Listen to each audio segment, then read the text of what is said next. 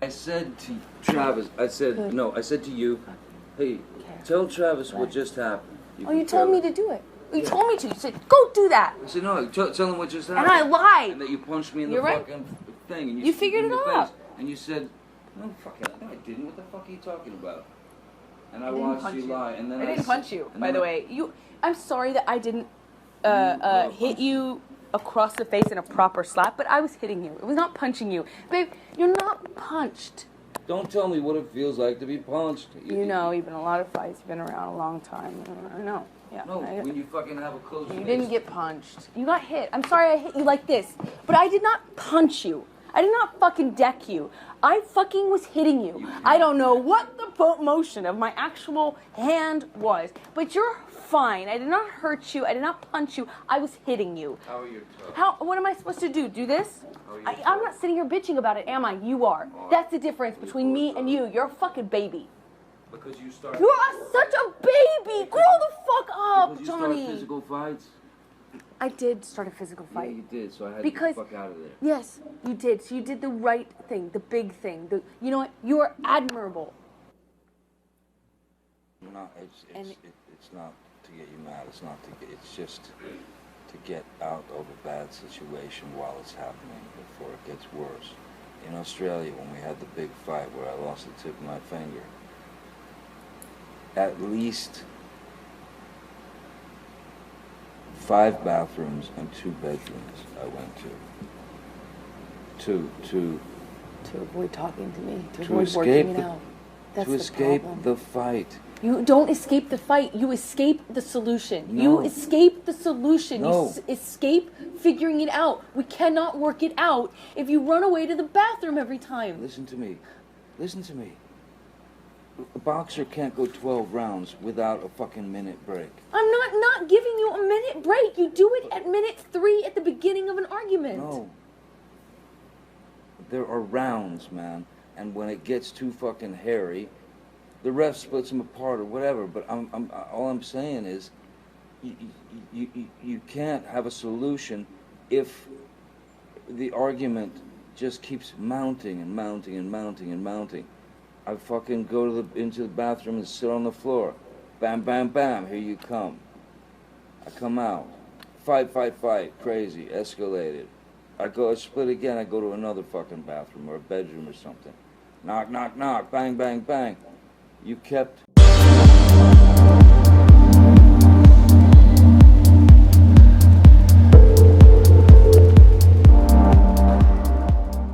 Hello everyone, this is PKL Entertainment and we're back again, and here now we have another video for you, and we're going to review the second week of the Johnny Depp Amber Heard trial, covering days 4, 5, 6 and 7.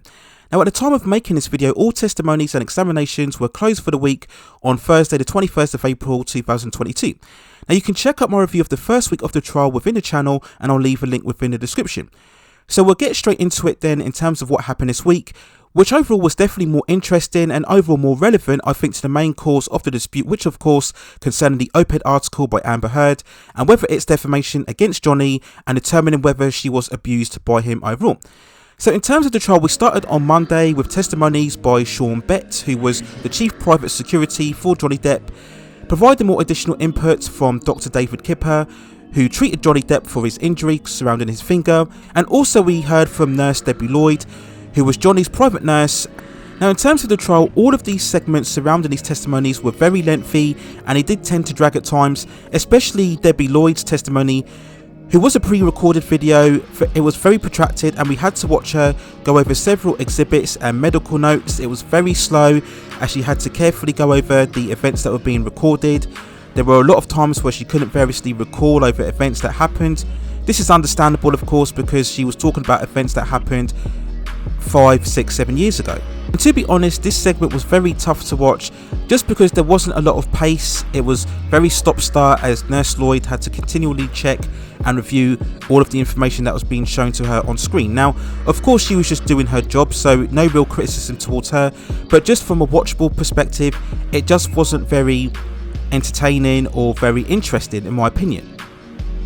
Now, of course, the main highlight of this week was Johnny Depp himself finally taking to the stand, which of course increased the interest tenfold. We were all anticipating eagerly in terms of hearing his thoughts and reactions to certain evidence and question it. Now, to be honest, in terms of his testimony, which started on day 5, it was a bit of a mixed bag. On the one hand, it was very fascinating, especially if you are a supporter of Johnny Depp, when he began talking about his childhood, the abuse he suffered from his mother, and how his father was intimidated by his mother in order to abuse Johnny, and how Johnny felt when his father left him. He also talked about how he first got into acting, the certain adjustments that he had to make, going from working certain odd jobs and then moving into a movie career. He talked about his early roles, as we all know, that he starred in throughout his career during the likes of The Nightmare on Elm Street and also Platoon as well.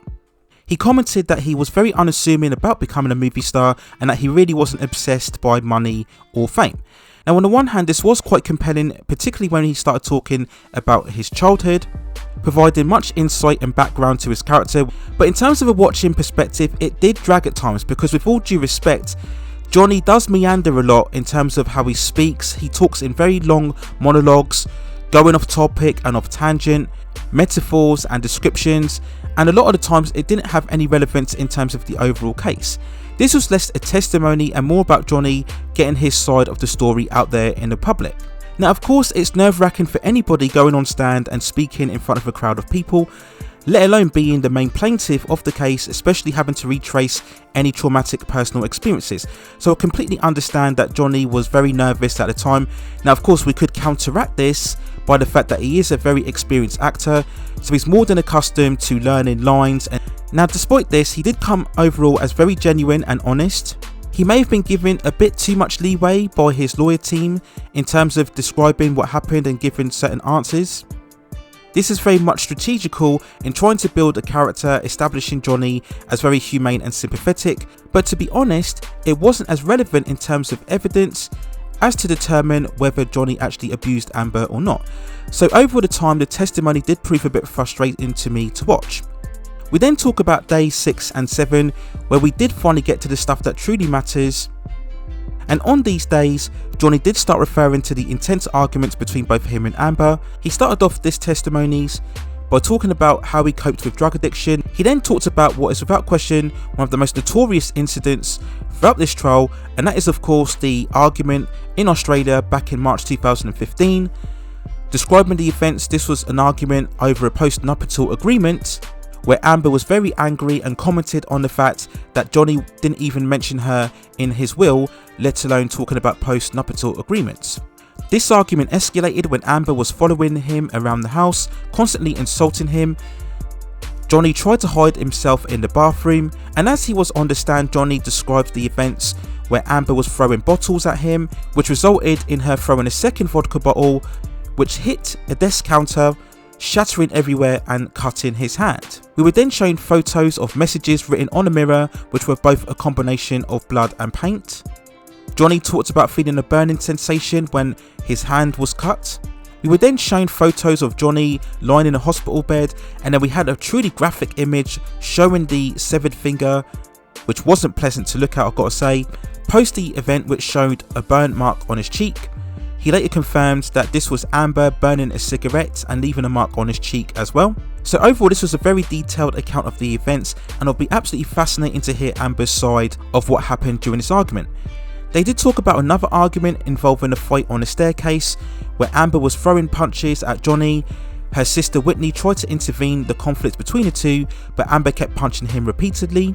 Johnny also reiterated again that when he was reported to the doctor in terms of his finger, he lied about how it happened in order to protect Amber. Now, this is completely understandable because, as we all know, the media is very intrusive about any events involving celebrities. And if it came to be known that Amber had indeed incurred a cut on Johnny's finger by throwing bottles at him, that would have been very damaging to her overall career. I completely understand why Johnny wanted to withdraw this information from the doctor. We then came on to what could be the most crucial piece of evidence throughout this entire trial, and this was the audio clips concerning an argument between Johnny and Amber, where Johnny states that he was constantly trying to walk away from the fight and that Amber is very difficult to deal with. He makes the analogy to boxing. When a fighter fights over 12 rounds, he constantly needs a break in between, and that Johnny states that he wants to take a break from the escalation. Amber responds by saying that Johnny's not taking a break from the escalation, he's taking a break from finding a solution. Johnny refers to the fact that when he's trying to hide in the bathroom, that Amber keeps pursuing him and chasing him down.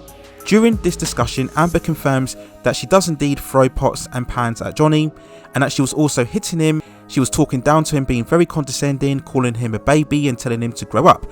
Now, we all know that this audio came out a couple of years ago now, and if you go on YouTube, you can locate the full conversation. I think it's around 2 hours overall. Now, as I mentioned, this is definitely the most standout evidence piece throughout this trial, because it clearly defines, at the very least, that any abuse or mistreatment is mutual. Amber is clearly the more aggressive and dominant figure here, and she clearly admits to abusing Johnny, which of course contradicts a lot of the statements made in an op-ed article about being somebody who stands against domestic violence. If Johnny is indeed to win this case, this will be the audio that convinces the jury, at the very least, that Amber is not credible enough in terms of overall statements. How can she complain about domestic abuse if she's the one committing the abuse herself? That'll be a lot of the reactions that I'm sure will be going around the jury when listening to this audio. So an extremely crucial piece of evidence within this segment of the trial. We then have to talk about the other notorious incidents surrounding this issue, and that is of course the pooping in the bed. This started of course with another argument between the two, where Johnny was around an hour and a half late for Amber's birthday party, and this resulted in Amber throwing punches at him once again. As Johnny talks about this on the stand, he then refers to the fact that Amber went to a Coachella concert for the weekend with her friends. Johnny was in discussions with the security chief, Sean Bett, about going to a penthouse to collect some things, but he was advised by Sean Bett that they couldn't do that because Sean was shown a photo by a housekeeper of, let's say, a human fecal matter on the bed. When he was shown this, Johnny stated that he laughed in pure disbelief as he couldn't believe that this happened. Now, in previous discussions, Amber had blamed this on the dogs, but Johnny reiterated that the dogs were too small in size to produce the mentioned substance on the bed. So it's a bit of a hilarious incident in many senses, but this is what Johnny talked about within this segment of the trial.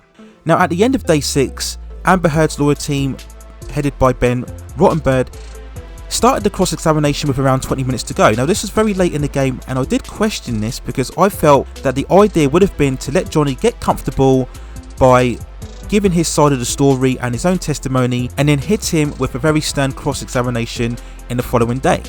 But for some reason they tried to squeeze this in the last segment of the trial, and I think this was because they were concerned about how long Johnny was going in terms of his testimony. Maybe they were worried that the jury was maybe switching off and getting bored, so they wanted to get their cross-examination in as soon as possible. Now, on the one hand, the cross-examination definitely ups the intensity in terms of the communications, because Ben Rottenberg came in very direct and straight, trying to cut off Johnny's answers and stick to the op-ed article. And to be fair, he did have a point here, that he stated that the overall case was about the op-ed article and the claims made by Amber. And Johnny started to bite back at Rottenberg with certain quips and lines, some of which were very funny, I have to admit. And the back and forth between the two definitely continued within this testimony here. Now, the strategy of Rottenberg here was once again to play very much on Johnny's drug and alcohol abuse. He was coming in with a lot of loaded questions. This forced Johnny's team to come back with a lot of objections, stating that Rottenberg was asking compound questions. And I think the problem here, by his impatience, was that Rottenberg's questions weren't showing a lot of consistency or continuity. It was almost as if he was trying to catch out Johnny with certain gotcha moments, hoping that Johnny would tie himself up in what he was stating, and he was just trying to keep Johnny focused on the overall evidence. Now, one instance that may have been damaging towards Johnny's case was when Rottenberg was showing him certain texts that were very crude in nature, when he was talking about drowning and burning Amber. Again, this won't look very good in terms of the jury. These text messages were in discussions between Johnny and actor Paul Bettany, who will be giving a testimony later on within this trial. We were then shown another audio clip where it seemed that Johnny was trying to cut himself and Amber was pleading for him to stop. This was shown to try and paint the idea that Johnny was a very damaged and unstable individual, which of course provides a suggestion that he was indeed capable of abusing Amber.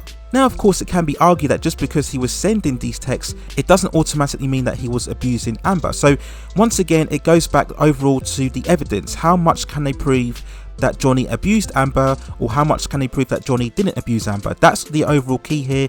In my opinion, showing various texts and emails won't ultimately be the deciding factor. It will be the overall evidence between the two individuals.